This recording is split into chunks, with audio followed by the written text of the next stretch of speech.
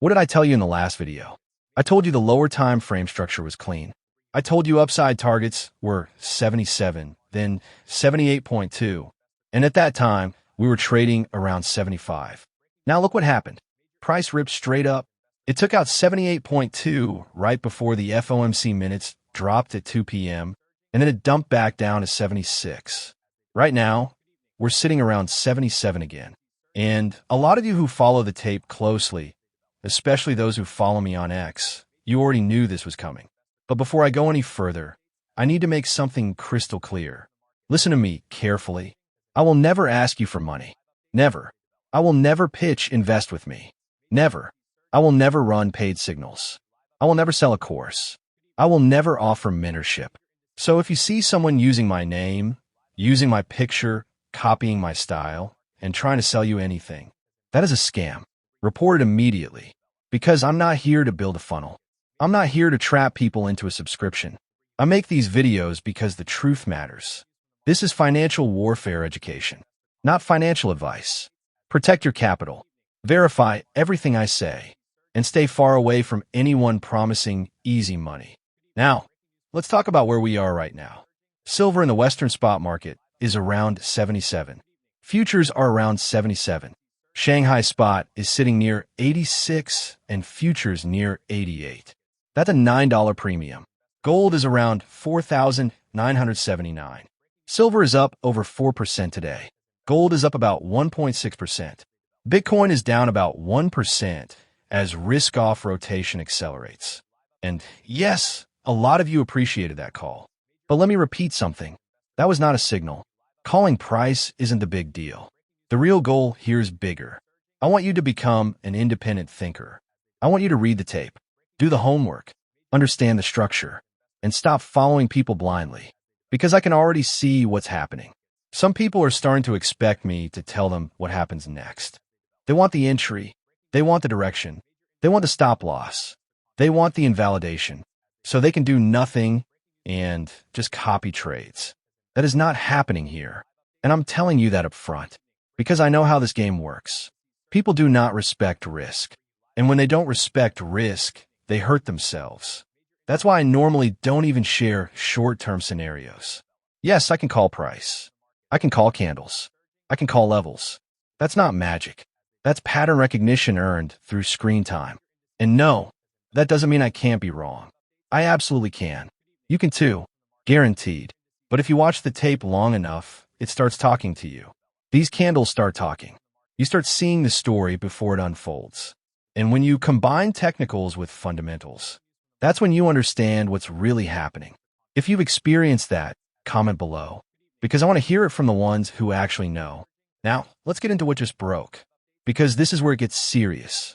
Another 3.4 million ounces of silver were cleaned out of the Comex vaults on Tuesday. Registered silver just dropped below 90 million for the first time, now sitting around 88.8 million. Let that sink in.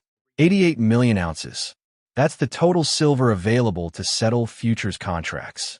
And nearly every vault was raided. Almost 2 million ounces were withdrawn from JP Morgan. 587,000 adjusted out of Asahi registered. 345,000 adjusted out of Brinks registered. Over 900,000 withdrawn from CNT. 305,000 withdrawn from HSBC. 541,000 adjusted out of Loomis registered. 276,000 adjusted out of Malka Amit registered. 1.3 million adjusted out of StoneX registered. This is not normal. This is not random. This is not a coincidence. This is coordinated pressure on physical supply. And now, China just escalated this war even further. The Shanghai Futures Exchange basically declared war on paper silver. Effective February 27th, they're implementing a major rule change. And this rule change is specifically designed to crush near-term speculative positioning. Because China's physical stockpiles are critically low. Here's what they did. Any hedging positions in the delivery month and the month before delivery automatically get set to 0 contracts, unless you have a pre-approved special hedging quota, meaning only real industrial hedgers with explicit approval can hold positions right up to delivery. Everyone else? Speculative longs, non-approved positions. They must roll out earlier or close. And what does that do? It slashes pressure on immediate physical delivery. Because China is locking down scarce metal, they are prioritizing domestic industry before inventories run dry. And here's the part most people don't understand. This accelerates the shift. Paper manipulation loses grip as physical control moves east. Now, look at the Shanghai registered stock. It plunged under 350 tons. That's the lowest in over a decade, down 88% from the 2021 peak. And while that's happening, extreme backwardation is still there. Nearby contracts are trading way more expensive than distant ones. That is the market screaming at you. It's screaming urgent physical demand. It's screaming scarcity. And if you don't know what backwardation means, let me put it in simple terms. It means people are willing to pay more for silver right now than for silver later. That is not normal. That's what happens when supply is breaking. Now let's talk about what pushed silver even harder. The silver rally continued after the U.S. critical minerals price floor plan details leaked. Silver is now up over $5 from the lows, sitting near 77. And why does this matter? Because a government-backed pricing mechanism removes the paper market's ability to crash strategic commodities below production cost. This is a big deal because silver producers are not going to keep selling at fake prices forever. And here's something funny. At 9:30 a.m. Eastern, Comex sent silver up. Do they not know 9:30 is usually slam time? You know what I'm talking about. We got so used to systematic slamming multiple times daily that when you don't see a single slam for 12 hours, it starts feeling awkward. Market observers are literally tracking intraday patterns, and noticing the manipulation isn't hitting the same way because they're nervous. They're nervous because the masses are waking up. They're nervous because physical is leaving. They're nervous because the illusion is cracking. Now, the FOMC minutes also poured fuel on this fire. They confirmed rate cuts are coming. Several officials said cuts would likely be appropriate if inflation keeps declining. Yes, they also warned that disinflation progress could slow. But the market is interpreting this as a dovish tilt. And precious metals love that. Now let's zoom out, because it's not just about silver. It's about the entire global system. Trump's administration is escalating positioning on Iran. Trump stated that if Iran does not agree to a deal, the U.S. may utilize military bases in Diego Garcia. And the U.K. was warned as well. In response, the U.S. Air Force is deploying an additional 12 F-15 fighter jets to the Middle East. Crude oil is already up over 4% amid rising tensions. And officials have warned, this may not be a limited strike.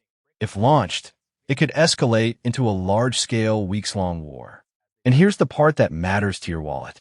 20% of global oil flows through the Strait of Hormuz. That is a choke point. If anything disrupts that, you're not just talking about oil spikes. You're talking about global supply chain shock. You're talking about inflation returning. You're talking about chaos. Now add this on top. U.S. debt is projected to reach $64 trillion over the next 10 years. That's according to CBO estimates. A $25 trillion increase in one decade. Even without a recession. Even without a war. Even without emergency spending. Annual deficits keep widening. From about $1.9 trillion in 2026 to roughly $3.1 trillion by 2036. And interest costs projected to cross $1 trillion per year immediately and move toward $2 trillion plus annually within a decade. At that point, a huge portion of tax revenue goes only to paying interest on past borrowing. Not healthcare, not infrastructure, not defense, just interest. Debt held by the public is projected to rise from 101% of GDP in 2026 to 120% by 2036. That exceeds the record set after World War II. But unlike the 1940s, this is happening during peacetime. That is insane. Now here's another data point most people are ignoring. The world just reached the highest level of uncertainty in recorded history. according to the IMF Uncertainty Index. It is surpassing COVID 2020, surpassing the global financial crisis, surpassing the dot-com bubble. All combined, this index scans economic reports across 143 countries, tracking how often the word uncertainty appears. For perspective, 9/11 and the Iraq War barely show on this scale. COVID caused what was then the worst spike ever, around 60,000. Current reading nearly doubles that. And what is the main driver? Escalating global trade war, massive tariffs layered on top of geopolitical conflicts, and growing doubts about Federal Reserve independence. And when uncertainty hits this level, businesses freeze. They stop hiring. They delay building factories. They shelve expansion plans. They sit on cash. Now, let's talk about what this means for precious metals. Mike Maloney wrote about this years ago. In currency crisis periods, precious metals move from peripheral holdings to core positions because confidence in paper systems erodes. And here's the data that proves we are nowhere near a bubble. Only 0.3% of global wealth is allocated to silver today. In 2011, it was 0.06%. So what does that mean? Silver is not overcrowded. Silver is barely owned. This isn't a bubble. This is neglect. In 2011, the S&P was still below its 2007 peak. After years of sideways markets, investors rotated elsewhere. But today, equities are near historic highs again, and silver allocation is half of what it was in 2011. And here's what fascinates analysts. In 1980, after 14 years of sideways Dow from 1966 to 1980, silver allocation must have been far higher than 0.06%. If we knew that number, we'd have an even better framework for how long this cycle can run. Now look at the valuation. Gold is near 5,000. Silver is 77. When gold first broke 5,000, silver broke 100. So on a gold-silver ratio basis, silver is insanely cheap. And this is why traders watching relative valuations are calling this a massive opportunity. Now back to the Comex vaults. 3 million ounces pulled from registered inventories and taken out of vaults immediately. Not shifted to eligible. Not parked. Removed. Total silver available to settle futures contracts drops to around 88 million. And March settlement begins in days, with massive open interest still not rolled, meaning delivery pressure intensifies as the clock runs down. And the ones who verify, they already pulled the vault data independently and reached the same conclusion. This is unprecedented withdrawal velocity, this close to first notice day. Now, I'm going to be fair. Let's examine the bearish case. Attention, coup d'escalade. Removing the geopolitical premium. The FOMC dovish tilt may already be priced. There could be disappointment if cuts get delayed. China's SHF rule changes could force speculative long liquidation, creating temporary pressure. U.S. debt projections assume baseline scenario. Markets may not react unless a crisis catalyst emerges. The uncertainty index is elevated, but it hasn't triggered immediate contraction yet. Mining allocation could remain underweight if institutional capital stays obsessed with AI and tech. Silver allocation is low, but it still requires a catalyst for rotation. And technical targets were hit. That does not guarantee continuation. So yes, there are risks, and I want you to respect them, because that's what grown traders do. Now here's the reality. When you step back and look at the complete picture, you see something much bigger happening. 88 million registered. Massive March open interest. China implementing rule changes February 27th to protect domestic stockpiles. U.S. implementing a price floor plan, removing paper manipulation as the primary weapon. FOMC confirming a rate cut path, supporting precious metals. Debt trajectory going to 64 trillion next decade. Global uncertainty at all-time highs. Iran tensions building with the potential for large-scale conflict. Oil up 4% on geopolitical risk. Silver allocation at 0.03% versus 0.06% in 2011, showing massive underweight. Every Comex vault hit Tuesday, with accelerating withdrawal velocity. Gold near 5,000 while silver 77, creating a valuation gap. And technical levels played out exactly as forecasted, giving a framework that proved accurate. Now let me say this clearly. The informed minority understands what's happening. They understand the blend of fundamentals and technicals. They watch how the chart telegraphs what's coming. They respect risk. They do homework. They don't follow blindly. They verify independently. They understand calling price is a magic. It's pattern recognition. And the ones who do their homework, they see these candles start talking long before the story unfolds in the mainstream narrative.